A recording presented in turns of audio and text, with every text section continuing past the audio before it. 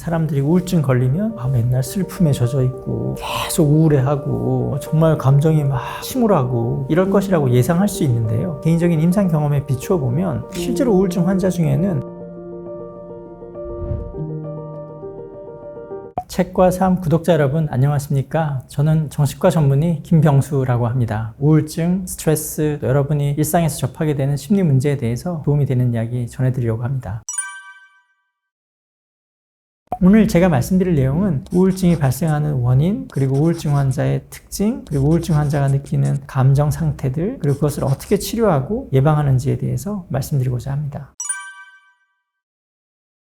실제로 예전보다 진료하는 과정에서 우울증이다, 우울증에 걸렸다, 혹은 우울증 의심이 되는 환자가 확실히 확연히 늘어난 것 같습니다. 정확한 수치는 물론 여러 가지 통계를 통해서 알 수 있지만 그거 떠나서 제 개인적인 임상 경험이나 환자들이 호소하는 양상을 들어보면 과거 5년 전, 10년 전, 혹은 20년 전에 비해서도 유의미하고 확연하게 우울증 환자가 늘어난 것을 알 수 있습니다. 우울증은 아무래도 경쟁적이고 좀 더 완벽주의적이고 또 비교하는 문화에서 더 많이 발생할 수밖에 없습니다. 아무래도 경쟁적인 사회 문화랑 좀 더 치열하게 성취지향적인 사회 문화 속에서 개인이 살다 보면 좀 더 이윤이나 효율을 추구할 수밖에 없잖아요. 그 사이에 어떤 개인의 가치관과 충돌도 많이 일어날 테고, 또 이윤이나 효율이라는 건 사실 간단히 생각해 보면 짧은 시간 내에 더 많은 걸 생산을 해야 되고 짧은 시간 내에 더 많은 일을 해야 되잖아요. 그 과정에서 개인이 받는 정신적인 고통은 커질 수밖에 없겠죠. 그 과정에서 우울감이나 스트레스를 호소하는 환자분들이 늘어날 수밖에 없는 이유가 있겠죠. 또 하나는 사회가 좀 더 완벽주의적인 혹은 성장을 너무 강조하거나 완벽주의적인 걸 강요하다 보면 실패에 대한 두려움이 생길 수밖에 없죠. 완벽하지 않으면 실패하고 실수할 것 같고, 실패하고 실수한다는 것에 대한 두려움이 자꾸 개인을 위축시키게 만들고 좌절감을 쌓게 만들게 되기도 하죠. 그리고 또 하나 중요한 문제는 비교하는 문화죠. SNS도 발달하고 다른 사람이 어떻게 살고 있는지, 어떤 모습으로 살아가고 어떤 것들을 이뤘는지 너무 손쉽게 시각적으로 확인할 수 있는 세상이 되어버렸잖아요. 비교는 기본적으로 사람을 힘들게 만들죠. 질투하게도 만들기도 하고 시기하게 만들기도 하고, 동시에 자기 자신의 위치를 자꾸 자각하게 만드는데, 그것이 나보다 조금 더 높은 사람, 잘 나가는 사람, 더 많이 가진 사람, 더 많이 성취한 사람과 내 모습을 비교하게 되겠죠. 그럼 비교가 자이든 타이든 계속 끊임없이 일어나게 되면 내면적인 고통, 즉 나는 못났다, 나는 뭔가 부족하다, 나는 뭔가 결함이 있는 것 같다라는 인식으로 이어질 수밖에 없고요. 그런 과정에서 내면에는 공허감이라든지 자존감의 저하라든지 자신이 부족하다라는 인식을 더 많이 강하게 가질 수밖에 없겠죠.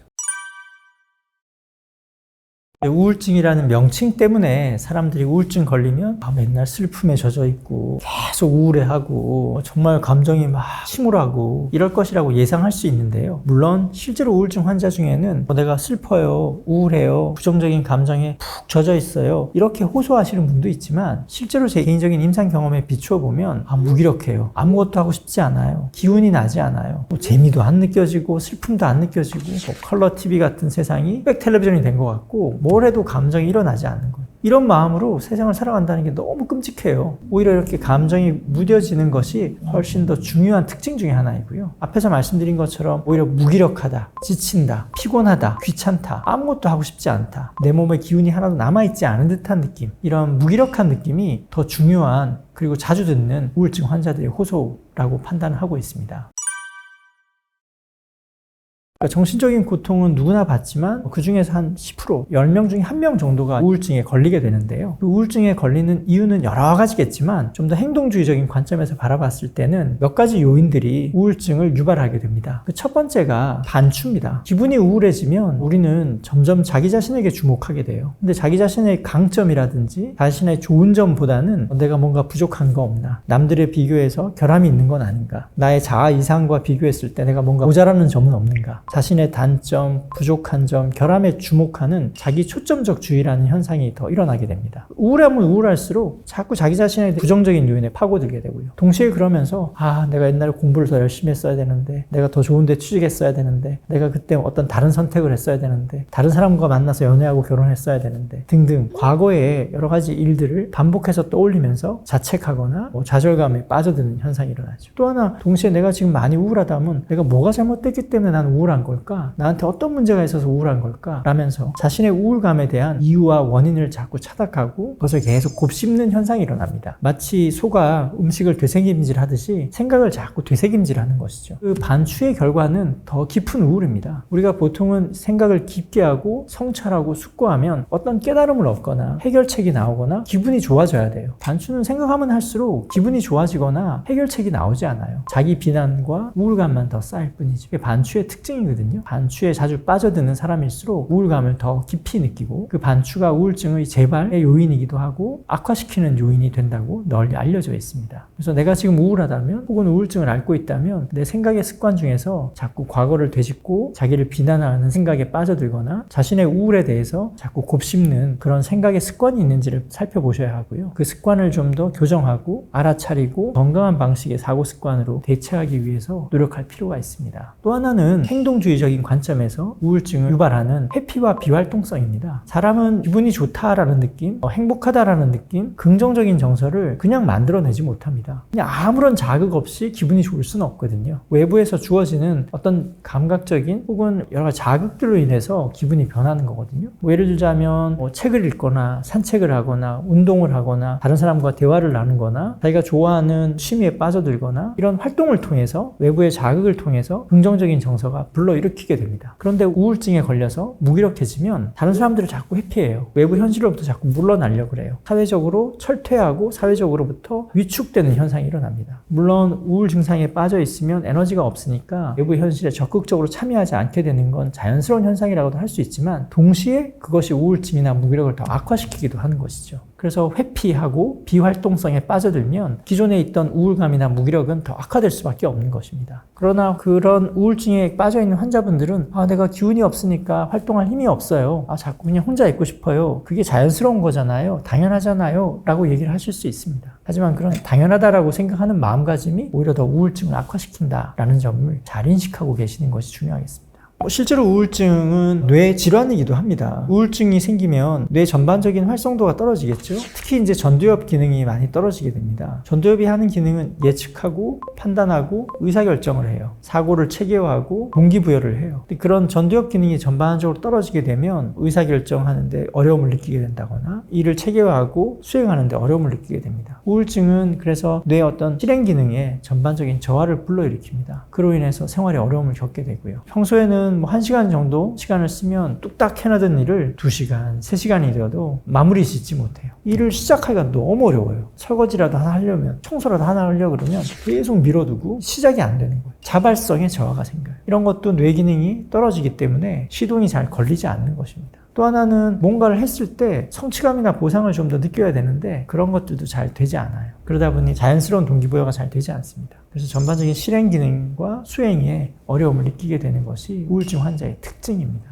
주로 이제 20대, 30대 젊은 청년분들이 아까 말씀드린 것처럼 계속 무기력하다고 적극적인 사회 참여나 대인관계를 하지 않은 채로 혼자 방에서 영상 보고 방에서 이제 무슨 시험 준비를 한다, 취업 준비를 한다 하면서 대인관계도 굉장히 제한되고 사회적인 접촉도 거의 없이 방에서 뭘 하는 것 같은데 대화도 잘 하지 않아요. 그런 생활이 한 달, 2달이 아니라 6개월, 1년 이렇게 길어지는 겁니다. 부모님이나 옆에서 보면 굉장히 걱정하시겠죠. 그렇게 시간이 흐르다 보면 그 당사자인 청년 자체도 자꾸 점점 무기력해지는 거예요. 뭔가 한다고 하는데 기운도 빠지고 몸도 자꾸 찌뿌둥한 것 같고 즐거운 느낌이 생기지 않아요. 그러다 보니 소기에 목적했던 공부도 잘 안 되고 취업 준비도 더 적극적으로 할 수도 없고 사람을 만나지도 않으니까 고립감도 더 커지는 겁니다. 이런 식으로 계속 점점 더 사회적으로는 위축되고 무기력이 마치 성격의 일부인 것처럼 굳어지는 거예요. 그런 시간이 6개월, 1년 지속되면서 생활이 굉장히 단조로워질 뿐만 아니라 생활 습관도 나빠지는 겁니다. 때로는 당사자 자신도 이런 생활이 너무 길어지다 보니 활기가 안 생겨요. 나 취직도 하고 싶고 열심히 공부하고 싶은데 한 6개월째, 1년째 집안에서 고립되어서 자신감도 떨어지고 도전의식도 좀 사라지고 기분도 자꾸 점점 무기력해져서 이런 상태로는 취업을 할 수 없을 것 같아요 라고 본인이 답답해서 본인이 불안해서 병원을 찾아오기도 해요. 이런 양상의 환자들을 보면 전형적인 우울증하고는 좀 달라요. 대화를 하다 보면 전형적인 우울증 환자는 표정도 굳어있고 반응도 낮은데 또 대화를 하다 보면 또 대화도 하고 또 또 자신이 또 좋아하는 일을 할 때는 또 몰입도 해요. 근데 아주 우울증이 심한 환자는 전반적으로 아무것도 하기가 싫어지거든요. 또 이게 오래되다 보니 과연 이게 우울증이 맞나? 게을러서 그런가? 성격이 그런 거 아니야? 우울증이 아니라 뭔가 개인의 어떤 성향이나 습관이 잘못된 것처럼 오인받기도 해요. 이런 애매한 우울증의 증상은 있지만 우리가 전통적으로 알고 있는 우울증 양상과는 다른 그런 젊은 청년들의 무기력증이 요즘 자주 보고 있고, 저 자신도 이런 환자분들에게 활기나 의욕을 심어주기 위해서 어떻게 하는 게 좋을지 이런 고민들을 많이 하게 되는 환자들이 점점 늘어나고 있는 추세인 것 같아요. 우울증을 100% 예방할 수 있는 방법은 없습니다. 다만 그런 위험 요인을 갖고 있다 하더라도 우리가 변화시킬 수 있는 요인들이 있거든요. 예를 들자면 건강한 생활 습관을 갖는 건 적어도 우울증을 악화시키지 않거나 우울증이 의심이 되는 상황에서 빨리 예방을 하고 벗어날 수 있게 도와주는 행동 양상이 될 수 있죠. 운동하고 건강하게 식사하고 건강한 수면을 취한다면 스트레스 받고 좀 우울해지더라도 빨리 벗어날 수 있겠죠. 내가 이미 우울증이 있는데 행동 습관이 나쁘다면 우울증을 더 악화시키겠죠. 그래서 내가 지금 관리할 수 있는 우울증에 도움이 될 수 있는 습관과 행동을 잘 기르는 것이 우울증 예방에는 핵심이라고 할 수 있고, 그것만이 현재로서는 가능하다라고 말씀드릴 수 있습니다. 그 중에 가장 중요한 요인은, 이건 제 개인적인 견해이긴 하지만 아마 많은 선생님들이 동의하실 텐데, 활동적인 생활 방식을 갖는 겁니다. 하루에 매일매일 200칼로리, 300칼로리, 운동량이 좀 적은 분이라면 그보다는 좀 적을 수는 있겠지만, 혹은 고강도 운동을 하면 우울증에는 더 도움이 될 수 있거든요. 운동 강도를 점점 늘려가면서 운동하는 습관을 길러나가고, 그것이 일주일에 적어도 5번 꾸준히 하는 습관을 기르는 것, 이게 우울증 예방에는 연구를 통해서 증명된 가장 좋은 방법 중에 하나입니다. 우울증에 걸렸다면 비난, 비판, 비교, 이런 언어 습관들을 인식하고 바꾸려고 하는 것들이 가장 중요하다고 생각됩니다. 이런 부분들은 남들도 무의식적으로 혹은 의식하지 않은 채 우울증 환자에게 전하는 경우가 있어요. 예를 들자면 내가 우울증 환자예요. 그런데 스스로도 자기 자신을 비난해요. 난 이것도 안 돼. 난 실패할 거야. 난 해봤자 소용없어. 이거 자기 비난이거든요. 자기를 부정하고 있는 거거든요. 난 쟤보다 뭘 못해. 이 친구보다 뭐가 안 돼. 난 해봤자 소용없어. 비교해서 평가하고요. 상대적으로 자기 자신을 자꾸 낮게 비교하는 생각 습관은 우울증의 온상입니다. 그래서 내 스스로가 내 자신에게 자꾸 비난하는 이야기, 비판하는 이야기, 비평하는 이야기를 스스로에게 하고 있지는 않은지 자기 대화를 점검하셔야 돼요. 우울증 환자 중에는 부정적인 자기 대화를 많이 하는 경우가 많습니다. 우울증 환자의 사고 습관이기도 하고요. 그래서 부정적 자기 대화를 알아차리시고 긍정적인 자기 대화로 변화시킬 수 있도록 스스로 우선 노력해야 되고요.